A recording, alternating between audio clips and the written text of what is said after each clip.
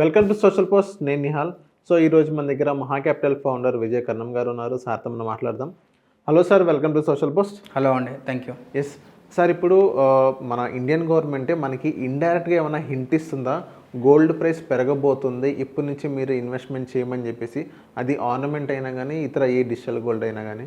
Sure అండి, ఒక 7 points చెప్తాను, నేను 7 సైన్స్ చెప్తాను. ఎందుకు గవర్నమెంట్ మనకి ఇండైరెక్ట్గా సైన్స్ ఇస్తుంది, మీరు అనేది నిజమే. గవర్నమెంట్ ఇండైరెక్ట్గా మనకి సైన్స్ ఇస్తుంది. గోల్డ్ ప్రైజెస్ కానీ సిల్వర్ ప్రైజెస్ కానీ డైరెక్ట్గాను ఇండైరెక్ట్గాను నెక్స్ట్ 5 to 10 ఇయర్స్లో ఇంకా ఎక్కువ పెరిగే స్కోప్ ఉందని చెప్పేసి చెప్తుంది.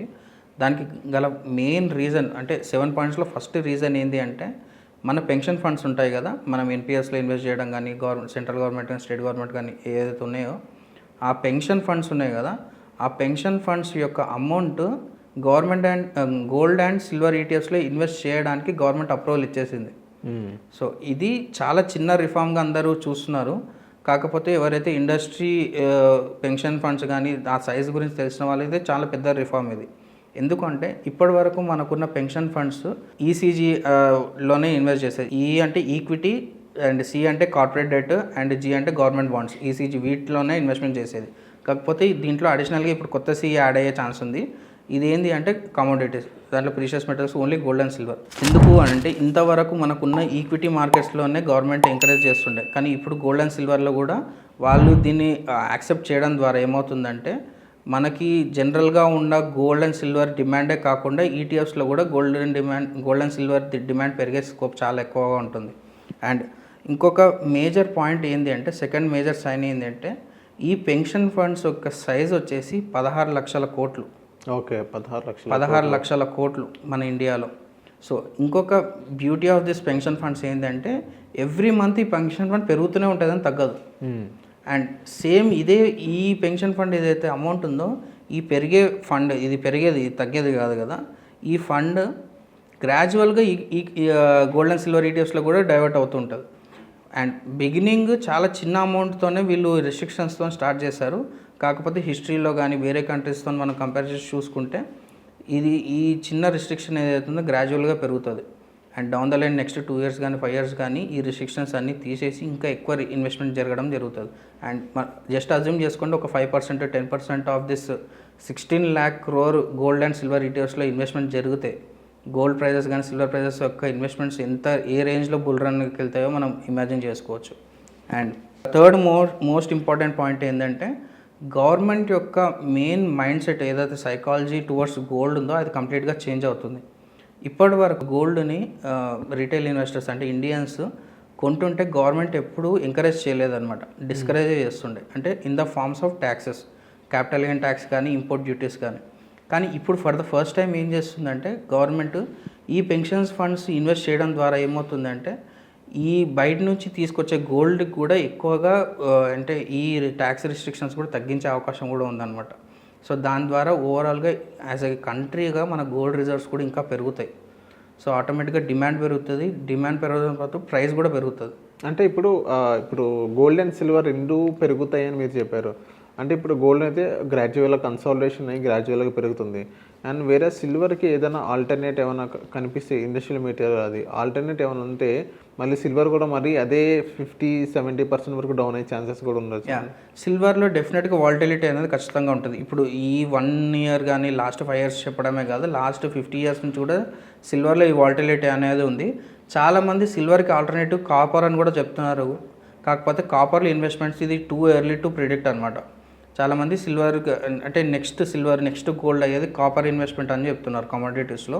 కాకపోతే యాజ్ ఆఫ్ నో నేనైతే కాపర్ని పెద్ద ఎంకరేజ్ చేయట్లేదు. గోల్డ్ అండ్ సిల్వర్కి మాత్రం హ్యూజ్ పొటెన్షియల్ ఉంది. అండ్ గవర్నమెంట్ ఇంతకుముందు నేను చెప్పిన పాయింట్లో గవర్నమెంట్ ఒక సైకాలజీ కానీ మైండ్ సెట్ కానీ towards gold and silver change అవుతుందని చెప్పాను కదా, వీళ్ళు పెన్షన్ ఫండ్స్లో దీనిలో ఇంక్లూడ్ చేయడం ద్వారా ఏమవుతుందంటే, ఈ గోల్డ్ అండ్ సిల్వర్ ప్రైజింగ్ అనేది మన ఇండియన్ ఫినాన్షియల్ సిస్టంలో ఒక మెయిన్ పార్ట్ అయిపోతుంది అనమాట దీని ద్వారా. అండ్ ఈ మెయిన్ పార్ట్ కావడం ద్వారా ఏమవుతుంది అంటే, ఎప్పుడైనా సరే గవర్నమెంట్ దాన్ని కంట్రోల్ చేసే కెపాసిటీ గవర్నమెంట్కి వచ్చేస్తుంది. అంటే డ్రాస్టికల్గా ఎక్కువ కరెక్షన్స్కి వచ్చేదానికి కూడా స్కోప్ తక్కువగా ఉంటుంది అనమాట. And fourth most important point ఏంటి అంటే, ఈ పెన్షన్ ఫండ్స్ యొక్క ఇన్వెస్ట్మెంట్స్ ఇంతకుముందు నేను ఈసీజీ అని చెప్పాను కదా, equities, corporate bonds and government bonds and corporate debt అని చెప్పాను కదా, దాంట్లో ఇంతవరకు టాప్ 200 ఫండ్స్ మాత్రమే ఇన్వెస్ట్మెంట్ చేస్తుండే పెన్షన్ ఫండ్స్ వచ్చేసి. కానీ ఇప్పుడు 250 ఫండ్స్కి చేంజ్ చేస్తారు. సో 250 ఫండ్స్కి చేంజ్ చేయడం ద్వారా ఏమవుతుంది అంటే మార్కెట్ యొక్క బ్రెడ్త్ పెరుగుతుంది. మార్కెట్ బ్రెడ్త్ పెరిగినప్పుడు మనకి ఓవరాల్గా మనకి యాజ్ ఏ స్టాక్ మార్కెట్గా చూసుకుంటే కూడా ఎక్కువ రిటర్న్స్ వచ్చే ఛాన్సెస్ ఉంటుంది అనమాట దాని ద్వారా.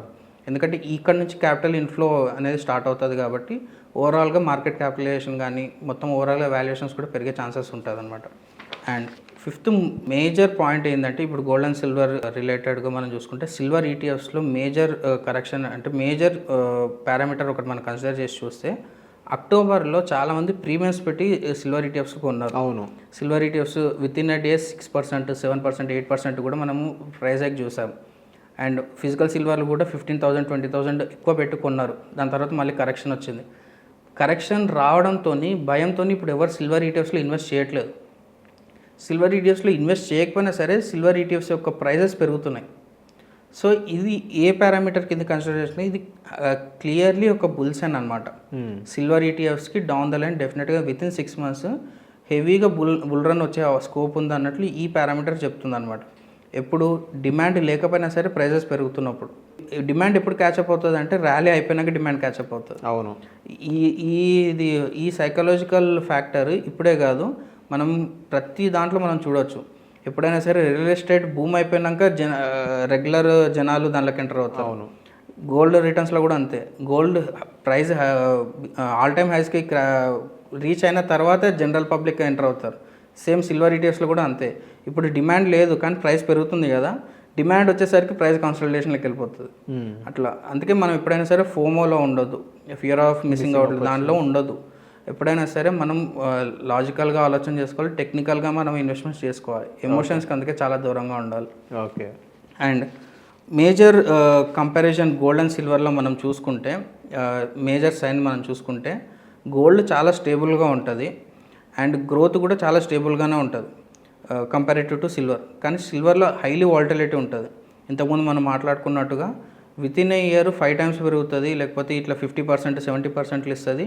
And within same year 50% నెగిటివ్లో కూడా వెళ్ళే స్కోప్ ఉంటుంది. సో అందుకే మనం ఎప్పుడైనా సరే ఈ రెండింటిని బ్యాలెన్స్ చేసుకుంటూ వెళ్తేనే డెఫినెట్గా మనకి ఈ ప్రీషియస్ మెటీరియల్కి వెళ్ళి ఎక్కువ రిటర్న్స్ తీసుకోవడానికి స్కోప్ ఉంటుంది.